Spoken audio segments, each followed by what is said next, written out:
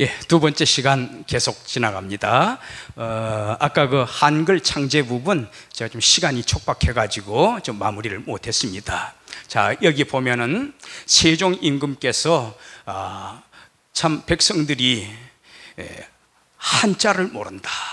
그때 당시에 세종 임금 무렵에 우리나라 양반층이 얼만큼 됐을까? 인구가 대략 한 500만 명 정도 됐거든요. 그 가운데 양반층은 10%, 약 50만 명 정도입니다. 그리고 양반 50만 명 중에서 여성들은 글을 안 배워요.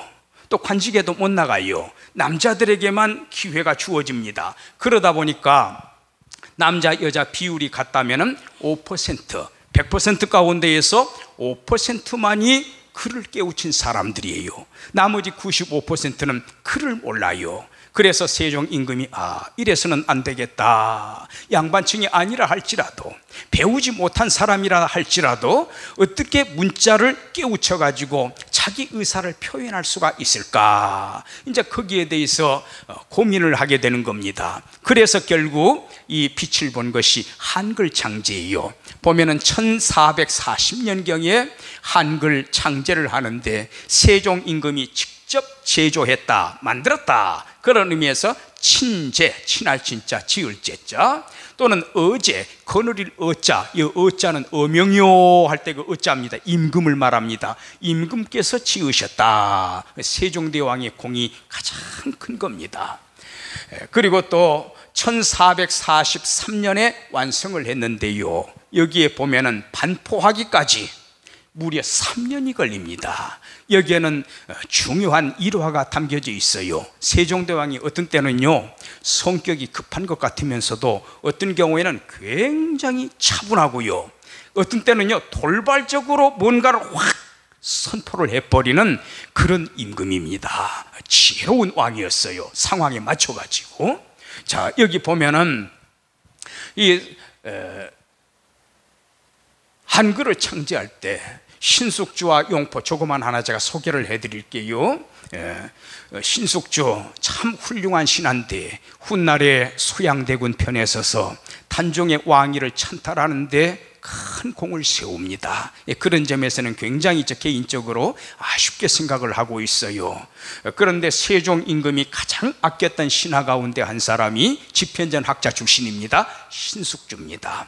어느 날 세종 임금이 이렇게 밤늦게 잠이 오지 않아서 내시하고 함께 이렇게 밖을 이렇게 거닐고 있었대요, 궁궐에.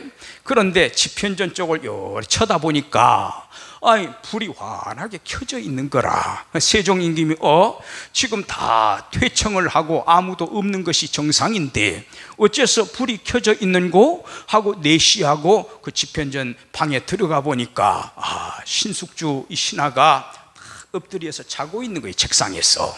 뭔고 하면은 연구를 열심히 하다가 그만 깜빡 잠이 들어가지고 퇴청을 못한 거예요, 불을 켜놓은 채로. 그러니까 내시가 전하 제가 깨우겠습니다. 세종대왕이 탁 막는 거예요. 그러지 마라. 얼마나 열심히 연구를 하다가 피곤하면 그랬겠는고. 한글 창제 무렵입니다. 그렇게 피곤하면 잠이 엎드려서 잠이 들어서 지금까지 저렇게 자고 있겠느냐 하면서 임금이 입는 옷을 가리켜서 용포라고 합니다. 골용포. 자기 옷을 딱 벗어가지고 그 신숙주 등에다가 덮어줬다고 하는 일화가 있습니다. 세종대왕은 이렇게 훌륭한 분이에요. 신하의 마음을 읽는 분입니다. 자, 그런데 왜 늦게 3년 후에 반포를 했느냐? 이 반대파가 있어요. 최만리, 허조 이런 분들, 물론 다 훌륭한 분들입니다. 훌륭한 정치가들인데 요거 하나만 보고서 함부로 비판을 하면 안 됩니다. 태종 임금이 가장 아꼈던 그런 신하들이에요. 그러면서 세종 임금에게 이 인물들을 직권에다 두고 이렇게 일을 시키도록 해라. 관료로서 일을 할 수 있도록 기회를 주도록 해라. 신신당부했던 훌륭한 신하들입니다. 요 단면만 보고 판단하면 안 되겠어요. 이들이 뭐라고 반대를 하는가 하면은 다른 신하들도 거의 공통적이에요. 중국 측에서 문책이 내려오면 어떡하랍니까? 왜 한자를, 빛나는 한자를 쓰지 아니하고 너희들이 문자를 새로 만들어? 이거는 중국에 대한 거역이야. 이제 명나라에서 제동을 걸 우려가 있다. 그 다음에 중화, 중화 요리 그런 말 많이 들어보셨지요? 중국집. 중화, 가운데 중자, 빛날 화자입니다. 여기에 가운데 중자는 센터, 세상의 중심부라는 거예요, 중국이. 그래서 가운데서 환하게 빛을 발휘하는 그런 최고의 중심지, 이 세상의 센터에 해당이 된다. 그래서 중화, 세상 중심부에서 빛을 발한다. 중화 문자의 우수성을 무시하는 것과 같습니다. 우리 한글은 오랑캐 어입니다.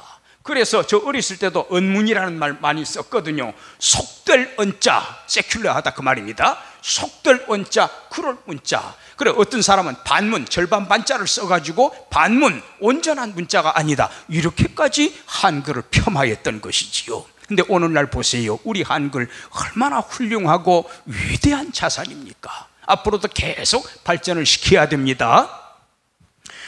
그리고 설총의 이두로서 가능하다고 했지만 이두 문자도 한자를 배우지 않으면 깨우칠 수 없는 거예요.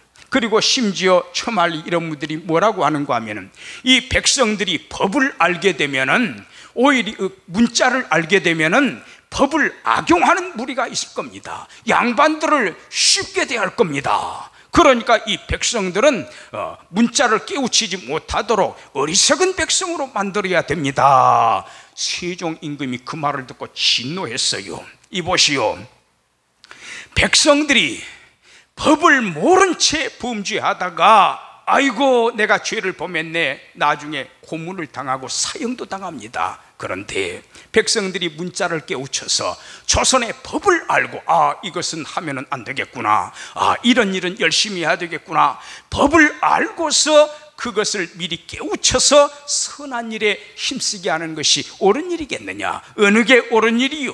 백성을 어리석은 사람으로 만들 거요, 글자를 깨우치는 사람으로 만드는 것이 좋은 것이요 하면서 자타를 쳤다는 그런 일화가 있습니다. 자, 그 다음에 우리 고등학교 때 혹은 중학교 때 많이 봤던 부분이에요. 훈민정음에는 이처럼 예의본이 있고 또 하나는 해례본이 있습니다. 예의본은 뭔고 하면은 내가 왜 이 문자를 창제했다, 목표와 이유를 밝히는 내용이고요. 그 다음에 해례본은 뭔가 하면 해석을 한 거예요. 기역자는 어떻게 발음해라, 디귿자는 어떻게 발음해라, 비읍자는 어떤 식으로 발음하면 된다, 이거를 일일이 설명해 놓은 것이 훈민정음 해례본이 되겠습니다. 저기 보면은 나란 말씀이 중국에 달아, 나라의 말씀이 국어, 나라 국자 말씀 어자, 국어가, 우리가 쓰는 국어가 중국하고 다르다. 그래서 문자와로 서로 삼았디 아니할세, 문자가 서로 간에 맞지를 아니하기 때문에 이러한 전차로, 이런 까닭으로 어린 백성, 어리석은 백성, 그러니까 글자를 깨우치지 못한 백성이 이루고자 할 바 있어도 이렇다 저렇다 뭐 설명하고자 하는, 이루고자 하는 말이 있어도 마참내 제 뜻을 실어 펴지 못할 놈이 하니라. 제 뜻을 그 문자에 실어가지고, 한자를 모르니까 문자에 실어가지고 자기 뜻을 펼칠 수 있는 백성이 하니라, 많으니라. 그래서 이를 위하여 어여삐 여겨, 내가 불쌍히 여겨서 새로 28자를 맹가노니, 28개 문자를 만드노니, 사람마다 하여 숲이 익혀 모든 사람들마다 쉽게 익혀서 날로 쓰매, 매일매일 쓰매 편안케 하고자 할 따름이니라. 제가 밑에다가 뜻을 달아놨으니까 이 내용을 보면서 세종 임금이 왜 한글을 창제했을까, 한글 창제 그 자체에만 의미를 두지 말고요, 왜 한글을 창제했을까, 백성의 어떤 마음을 읽었을까. 세종대왕이 최고의 지존의 임금이지만 저 밑에 백성들의 마음을 어떻게 읽었을까, 그들을 얼마나 깊이 생각을 했을까, 입장을 바꿔가지고 백성의 입장에서 생각을 해보고 한글 창제를 했다고 하는 거, 그 세종대왕의 어진 마음을 읽어낼 줄 알아야 됩니다. 그래서 혹시 이제 독후감을 쓰겠다고 몇 사람이 그 지원을 했었는데 바로 이런 관점을 이야기하세요. 문화유산으로 위대하다 이것만 자랑할 것이 아니라 세종 임금이 그의 백성들의 마음을 읽었고 백성의 입장에서 생각을 했다. 그러니 훌륭한 임금이신 겁니다.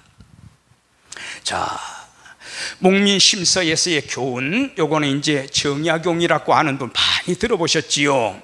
시간만 좀 충분하면은 생애도 좀 소개하고 그러면 좋은데 제가 그 점은 좀 어려울 듯합니다. 시간을 안배를 해야 되기 때문에.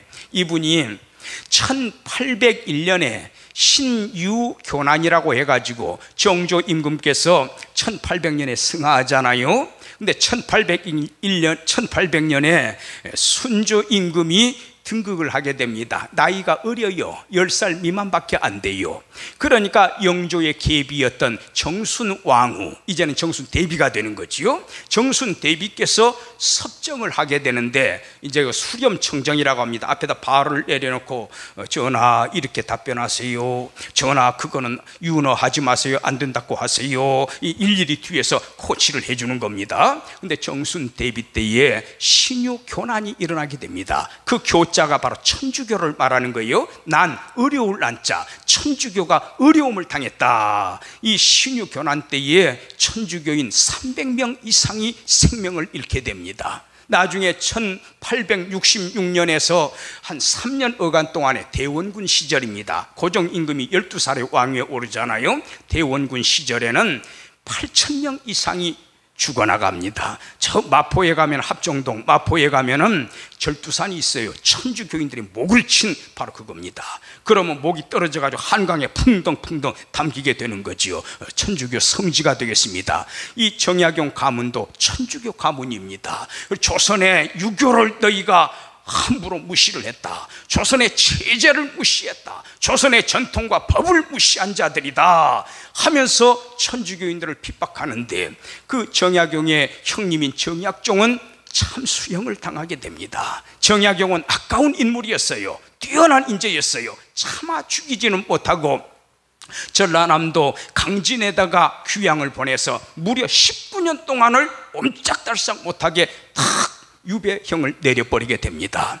거기에 내려가가지고 이분이 책을 많이 썼대요. 그 가운데 하나가 바로 이 목민심서, 여기에 길을 목자입니다. 그래서 목백, 지방 관료들, 사또, 관찰사, 즉 도지사지요. 이러한 지방 목백들이 목민심서라, 바로 이 백성들을 어떻게 탈했어야 할 것인가, 그것을 교훈한 책이라고 해서 목민심서라고 합니다. 백성들을 덕으로 다스려 흠모와 존경을 받는 관리가 될 것을 교훈한 책입니다. 제가 두 군데만 이렇게 소개를 좀 해드릴게요. 해관육조라고 있는데 1조, 2조, 3조, 4조, 5조, 6조 이렇게 나가는 겁니다.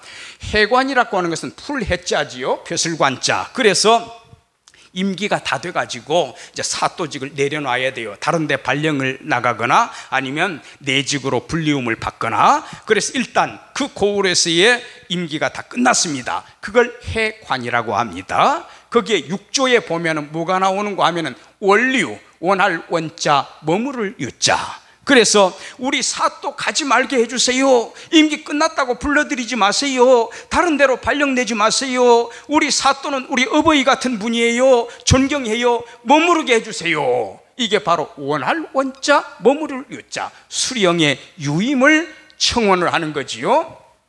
분부궐화, 달릴 부자입니다. 분주할 분자, 달릴 부자. 분주하게 빨리 다른박질 해가지고 열심히 달려 나아가서 대궐골자 아래하자, 임금님 계시는 대궐 앞에서 탁 엎드리는 거예요. 왜 엎드렸어요?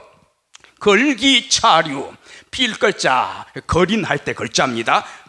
손을 이렇게 하면서 빌어대는 거 어떻게 해달라고? 걸기차류. 그래서 그 목백이, 지방 관료가 머무르는 것을 간절히 원한다 그 말입니다.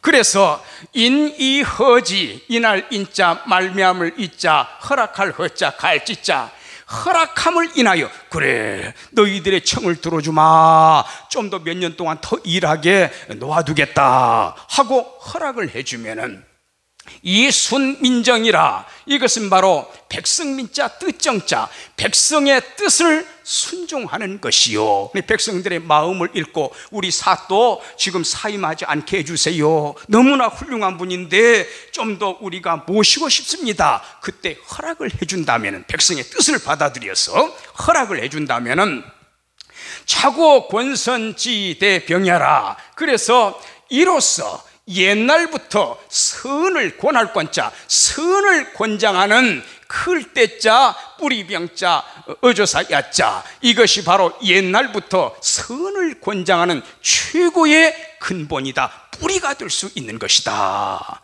그래서 훌륭한 목백들은 옛날에 그 고을 사람들이요, 공덕비도 세워주게 되고 참 정치 잘했다 칭송을 하게 되고, 또 임기가 만료가 되더라도 임금께 간절히 청해가지고 좀 더 우리 수령이 우리 고을에 남아서 우리를 다스리게 해주세요, 이렇게 간곡히 청한 거지요. 우리는 바로 이러한 인간상을 정립해야 됩니다. 만일 세종대왕이 왕이 아니고 지방 목백이었다면 바로 이런 분이 되셨을 것 같습니다. 참 훌륭한 삶을 산 거지요.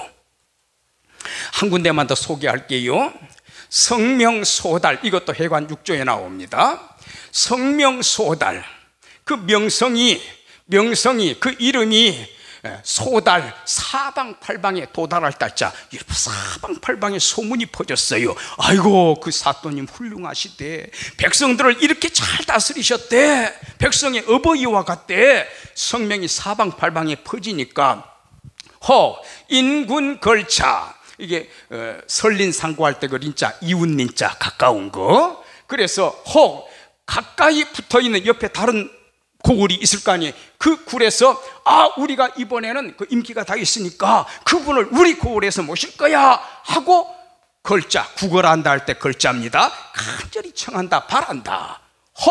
이읍상쟁, 두 개의 읍이 서로 쌍자 다툴 쟁자, 두 개의 읍이 서로 막 모셔가려고, 사람은 한 사람인데 사또가 몸을 어떻게 찢어가지고 갈 겁니까? 그래서 두 읍이 서로 간에 모셔가려고 다툰다 그 말입니다. 차 이로써 차현 목지 광가야라. 그래서 어진 목백이 바로 빛을 발휘하는 참된 값어치를 빛광자 발휘를 하는 바로 그런 일이다. 그래서 나중에 수령이 임기가 다 하고 끝나더라도, 그 자리를 떠나더라도 큰 빛을 발하는 사람이 누구냐? 그 근거가 뭐예요? 우리 사또 여기서 해임하지 마세요, 좀 더 머물러 드세요. 또는 양쪽 성읍에서 서로 간에 모셔가려고 바로 이만한 사또라면은, 그만한 목백이라면 참된 가치를 발휘한 사람이 아니겠는가? 바로 이러한 수령상을 갖춰야 된다라는 겁니다. 그래서 세종대왕께서 왕이 되시지 않았고 어떤 목백이었다면은 바로 이러한 훌륭한 분이 되시지 않았을까? 정약용의 목민심서의 일부를 제가 발췌해 가지고 이렇게 좀 들려드렸습니다. 자, 요거는 이제 아펜젤러에 관한 내용입니다. 혹 제 과목을 두 과목을 동시에 듣는 분이라면은 앞에 삶과 죽음의 통합적 접근이 있죠. 통합적 사고, 거기에 있는 내용이기도 합니다. 자, 여기 한번 보십시다. 이분이 누군가 하면은 헨리 게어하르드 아펜젤러라 해가지고 그 아펜젤러 선교사님 많이 들어보셨을 거예요. 참 훌륭한 선교사님입니다. 1885년 4월 5일에 장로교를 대표하는 우리 이제 그 언더우드 장로교 선교사님이 계세요. 이분은 감리교 선교사님이 되겠습니다. 참 우리 선교사님들 많지만은 그 가운데 있어도 제가 가장 존경하는 분 중에 한 분이에요. 몇 손가락에 꼽을 정도로 참 훌륭한 분입니다. 이게 이제 배제학당, 이 학교가 점점 발전해가지고 이후에 배제중고등, 그리고 배제대학이 있지 않습니까? 이 배제대학교를 세운 설립자다, 이렇게 보시면 돼요. 초대 한국 주재 선교사이고, 배제학당과 저 서울에 가면은요 사적 메터인데 그 허물 수 없습니다. 아주 오래된 건물입니다. 110년 이상 된 건물이에요. 정동 제1교회를 설립을 했고 성경 번역 사업에 얼마나 열심을 다했는지 모릅니다. 그리고 이분은 돌아가셨지만 그 아들 손자 단계에 이르러서도 외정시대 우리나라 젊은이들 핍박받고 제대로 교육받지 못할 때 나는 조선 청년들을 가르치겠다. 그래서 그 아버지의 뜻을 이어받아 가지고 외정시대에도 우리나라 떠나지 않고 계속해서 교편을 잡으면서 우리 한국인들을 가르쳤던 모범된 훌륭한 가문이기도 합니다. 이 아펜젤로 선교사님, 이게 아마 초기 배제학당 모습인 것 같아요. 1858년 출생해서 1902년이니까 44세, 아주 짧은 인생을 사셨습니다. 왜 1902년에 돌아가셨나? 한국 사람 구하려다가 세상을 떠나신 겁니다. 자, 좀 이따 제가 소개할게요. 이분이 배제학당을 지어놓고 이 학훈을 뭐라고 할꼬? 학교 같으면 교훈이잖아요. 대학교 같으면은. 이때는 이제 대학교 그런 개념이 아니고 학당이라 그랬어요. 배울 학자, 집당자. 그래서 학훈을, 당훈을 뭐라고 지을꼬? 그래가지고 고민을 많이 했는데 장로님에게 여쭤봤어요. 조사로 일하시는 장로님에게. 장로님, 저는 조선 사람들을 볼 때에 조선 사람들이 상전, 하인, 남편은 하늘처럼, 아내는 땅처럼, 상전은 하늘처럼, 그 종들은 저 밑에 땅처럼 여김을 받는 이런 세상인데 앞으로 조선에서는 전부 다 서로가 서로를 섬겨주는 그런 민족이 됐으면 좋겠습니다. 그런 의도로 이 학당 훈을 좀 지으려고 하는데 뭐가 좋겠습니까? 그랬더니 그분이 뭐라고 했는가 하면은 요귀 대자 당위 인형 발할 욕자 하위자 클자자 큰대자 놈자자 큰 자가 되기를 바라거들랑 당위인역이라 섬길 역자 부릴 역자 사람 마땅히 사람을 섬기는 자가 되어야 하느니라. 그래서 저희 성경 구절 뒤에 좀 이따 나옵니다. 크고자 하거든 남을 섬기는 자가 되라. 그래서 배제학당 제가 얼마 전에 홈페이지에 들어가 봤어요. 그리고 앞에 삶과 죽음의 통합적 사고, 소수자 인권이었구나. 그 학생들한테 이 과제물을 요구를 했어요. 배제대학교 홈페이지에 들어가서 그 교훈이 뭔가 한번 좀 살펴보시오. 이 교훈이 지금도 그대로 살아 있습니다. 자, 이 부분을 좀 보십시다. 마태복음 20장이라 신약성경이에요. 예수님 당시 마태복음 20장이라 하는 곳에 보면은 예수님이 십자가에 달려 죽으시기 위해서 예루살렘으로 이제 마지막 들어가는 장면입니다. 그때 예수님께서 뭐라고 말씀하는가 하면 얘들아, 내가 이제 잡혀 죽게 된다. 사흘 만에 다시 살아날 것이다. 그걸 예언하고 있는데 예수님의 12명의 제자들 가운데 야고보하고 요한이라고 하는 사람이 있습니다. 형제가 아닙니다. 그리고 그 어머니가 두 아들을 데리고 예수님 앞에 딱 서는 거예요. 딱 절을 합니다. 예수님, 바라는 게 있습니다. 그래, 너희들이 원하는 게 뭐냐? 그랬더니 예수님께서 지금 임금님 되시려고 예루살렘에 들어가시는 거지요. 로마 식민 통치받고 있는데 저 사람들 다 쫓아내고 임금님 왕자리에 오르실 거지요. 그때 야고보하고 요한 이 두 아들을 좌정승 우정승 시켜주세요. 그러니까 제자들이 난리가 났지요. 너희들 두 사람이 상전 자리 차지하면 나머지 10명의 제자들은 무슨 자리를 차지해? 하면서 길거리에서 설전이 벌어진 거라. 이때 예수님이 불러다가 이렇게 말합니다.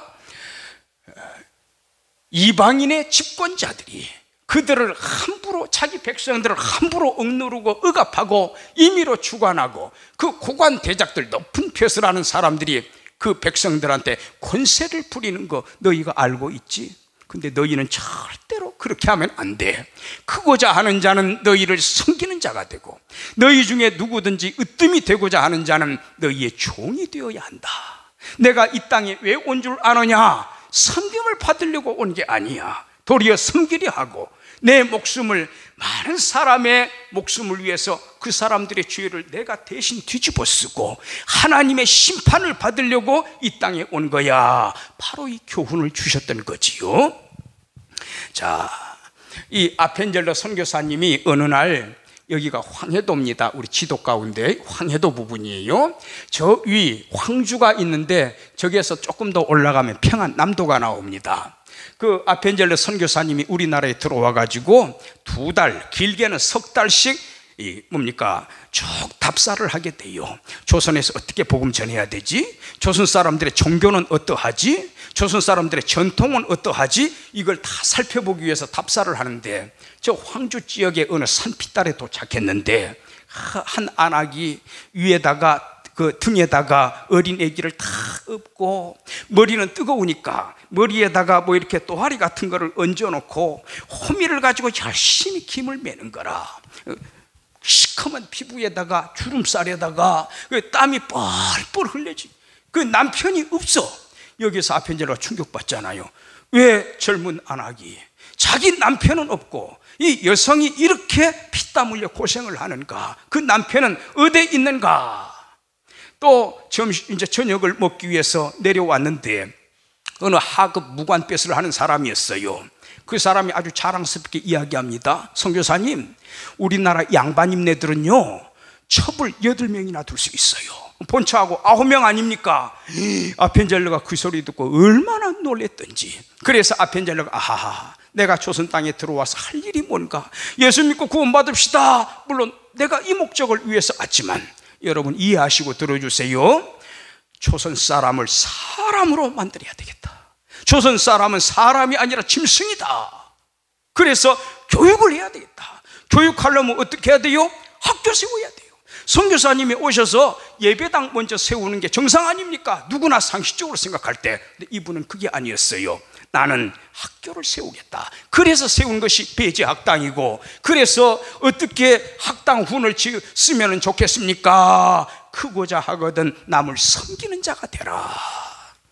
이 아펜젤러 선교사님이요 1902년에 돌아가시는데 인천항에서 배를 탔어요. 성경 번역자회의 목포에서 열리는데, 인천에서부터 서해안을 타고 쫙 내려가는데 한국 여학생 2명이 탔어요. 정신의학교 아니면 이화학당 학생인데 둘이 탔어요. 그런데 군산에서 안개가 쫙 끼가 있는데 군산에서 일본 큰 배하고 꽝 부딪혔는 거라. 아펜젤러 선교사님이 탄 배는 조금 했어요. 사람들이 막 물에 빠져들어가기 시작합니다. 배가 가라앉기 시작합니다. 근데 그 2명의 여학생하고 아펜젤러가 대화를 나눴거든요. 어디 가세요? 우리 고향에 좀 시간을 내가지고 집에 좀 가는 거예요. 그래요? 아펜젤러가 그 학생들을 기억한 거예요. 학생들이 좀 밑에 있었거든요. 배 밑바닥 쪽에. 아펜젤러가 빨리 문을 열고 내려가서 그 여학생들을 건져내려고 하는데 물이 막 차오르니까 위에 있는 사람들이 뚜껑을 꽉 닫아버렸어요. 그래서 결국 나오지 못하고 시신도 못 찾았습니다. 모든 사람이 수장이 됐죠. 아펜젤러 선교사님은 죽을 때까지 우리 한국 사람을 섬긴 분이에요. 아들 손자들도 우리나라에 남아가지고 계속해서 한국 청년들 교육하는 일에 최선을 다했잖아요. 자, 세종은 백성을 대할 때 사랑과 덕으로 대했습니다. 권세와 직위를 무기로 삼는 사람은 결코 존경을 받지 못합니다. 덕과 정을 베푸는 사람이 존경을 받습니다. 선군 세종의 성품을 담는 청년들이 되세요. 과제물, 오늘날 우리는 섬김의 관점에서, 오늘날, 옛날이 아니고 오늘날 어떤 면이 부족한지 고민해 보시고 반드시 실천해야 할 점 10가지를 소개하십시오. 우리나라 이런 점이 부족하다. 섬기는 교훈을 실천하기 위해서는 이러한 일에 우리가 힘을 써야 되겠다. 10가지 기록해서 과제물 탭에 올려주세요. 예, 감사합니다.